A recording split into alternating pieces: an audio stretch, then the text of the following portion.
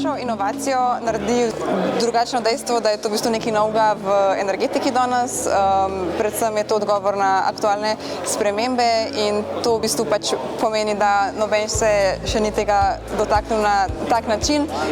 Mi v bistvu tukaj predvsem odgovarjamo na omrežninski akt, ki bo zdaj julija vstopil in v bistvu lajšamo podjetjem predvsem njihov izziv z višanjem stroškov, ki so s tem povezani. Ja, naša inovacija je sigurno nekaj novega na tržišču, nekaj takšnega še ne poznamo praktično v svetu. In ja, bo sigurno s to inovacijo bomo naredili nek preboj v svetu in praktično tudi v prodaji. Se razlikujemo od konkurence v tem smislu, da lahko razžičimo bale v enem prehodu, se pravi lahko razžičimo bale, ki so dvojno vezane, kar je glavna razlika glede na konkurenco. Seveda to je eno priznanje za nas inovatorje osebno in seveda tudi za podjetje, ker vemo, da podjetje brez inovativnosti, brez inovacij ne more uspešno nastopati na trgu. Za prvo tovrstno vgradnjo oziroma brušenje dioptrije v športnih sončnih očalih, kjer je ukrivljenost stekla večja. Smo prvi, ki v bistvu v svetu, ki ponujemo tako tovrstno rešitev.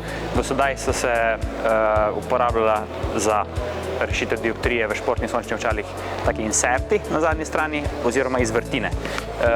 Mi imamo to direktno v steklo, ki je sestavljeno v en kos, tako da smo v bistvu prosperiramo, mislim, imamo eno zelo visoko referenco v športni kolesarski tekaški opremi, kar se tiče športnih očal in pa vgradnje dioptrije.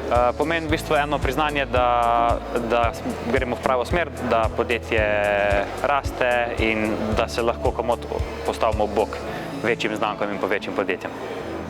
Naša inovacija je zlata zaradi tega posebnega načina hlajenja.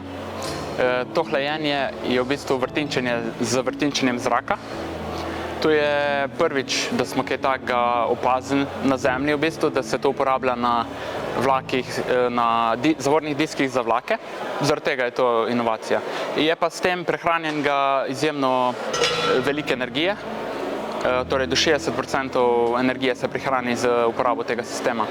Ja, to je sigurno ena potrditev, da delamo prav, da sprejemamo prave odločitve, da dejansko smo naredili izdelek, ki bo imel velik vpliv na svet. Namreč večina teh diskov se proda v tujino, nekaj ostane tudi pri nas, tako da bo svet bolj zelen zaradi tega.